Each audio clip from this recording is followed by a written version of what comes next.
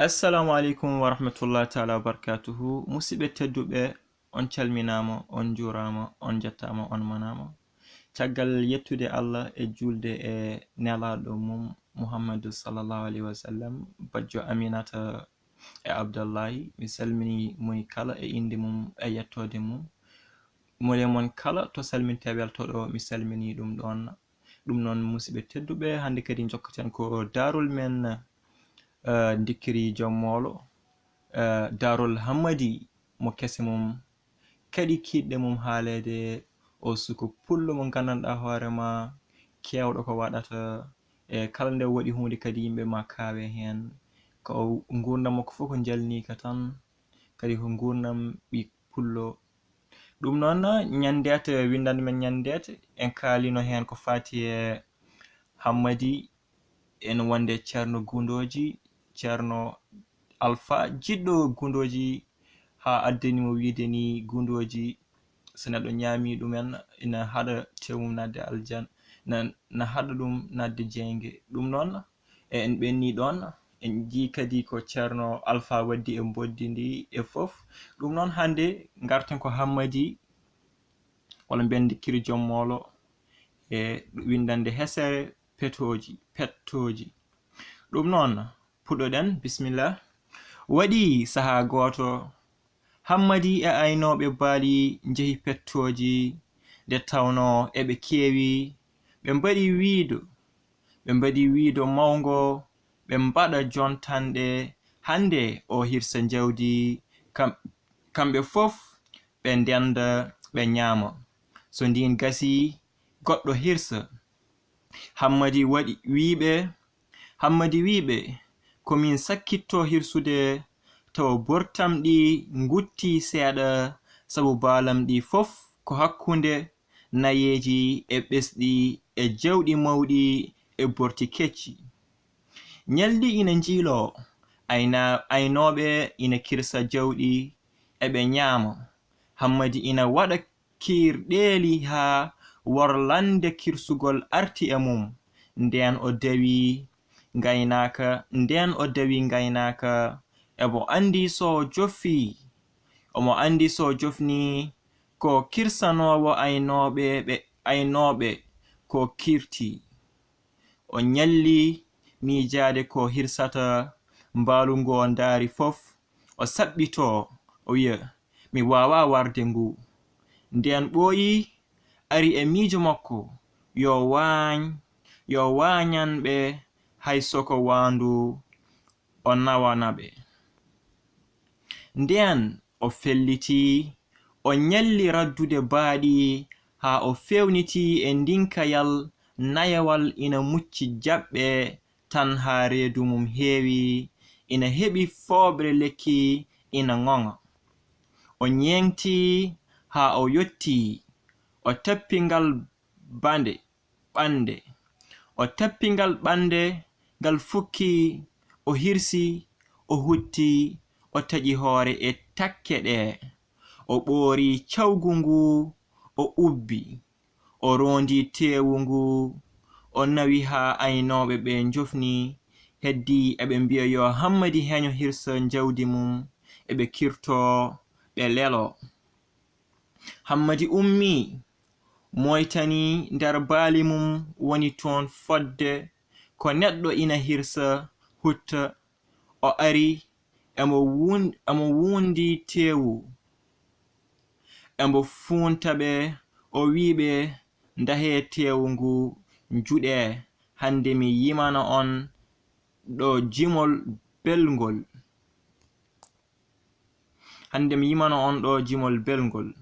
Hammadi ƴetti moolo mum ferli ina yima ina hoɗa. Aynoɓe ina juɗa tewu ina ƴakka ina caɓɓito ina mbiya hay ko ngu tewu lammi nyaw waali e ngu tewu ƴeggi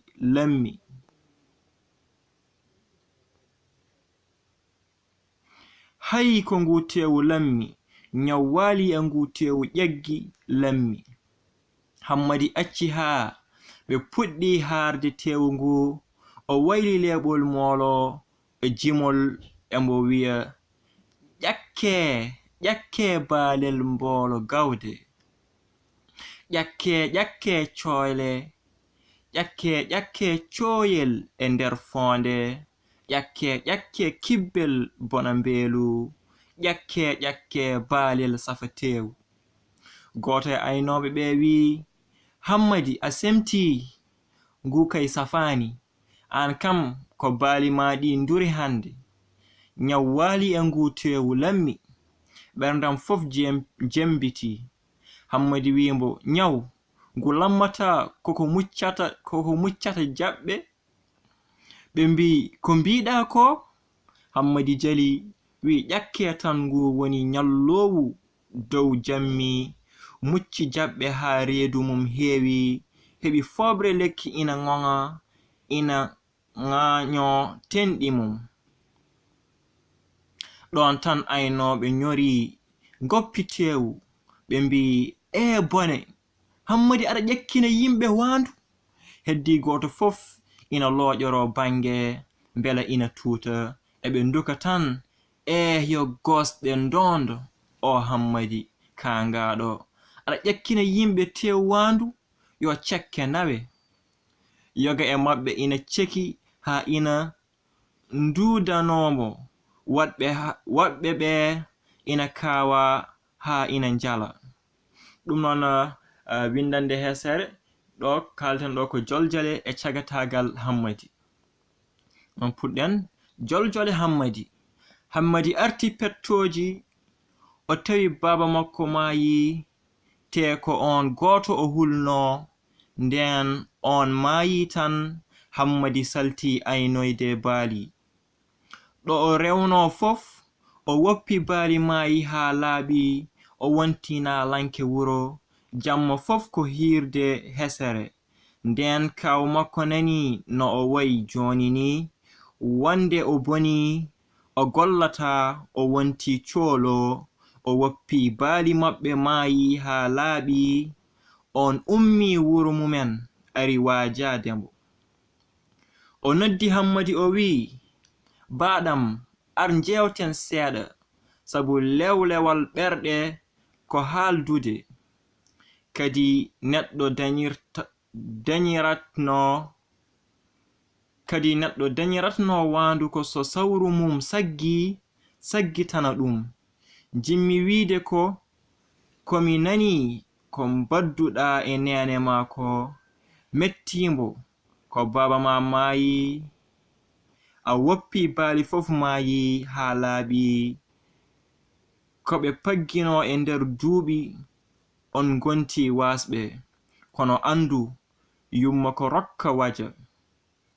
Baba ko rokka waja. Kono sembe ma so rokkima wajatama. So sagata heɓi hakkille e cellal, heɓi hunde fof sabu ko cellal woni afongalu. Heddi ko golle keɓa. Allah ina wawi hokkudemo tumbude kono hebbinde nde ko e ma waɗɗi ko seeɗa mi maaya heɓata hunde. Yo gonga, ko gonga, Allah ina arsokina mbo tampani dañal, kono ina hersa soynude tampanɗo dañal. Ko ɗum waɗi tallotongal moƴata. Kadi jawdi ndi keɓɗa e warñede ma ina dakmi, ina dagi. Fulɓe mbi, so dammuɗe geɗu cokima yeeso ma, ko coktirgal warñede soktata de. Giɗam andu jawdi so wonani maccuɗo ma, ina gollan ma tan. Wattete maccuɗo aɗa gollana woɓɓe. Waɗi noon jawdi ko coktirgal aduna. Ɗo ngal naati fof uddito, hay soko e ɓerɗe añɓe. Ko ɗum waɗi goto fof ina ɗaɓɓa ngal, sabu jogade ngal yoni ɓayre. Kono heɓata ngal ko muñal e warñede. Baɗam so aɗa yiɗi welde ƴiƴam jogo jawdi sabu yimɓe ko dute njurotaako ɗo nafoore mumen alaa ko ɗum waɗi laawol galle galo foomuuro ko ɗum waɗi laawol galle galo foomuuro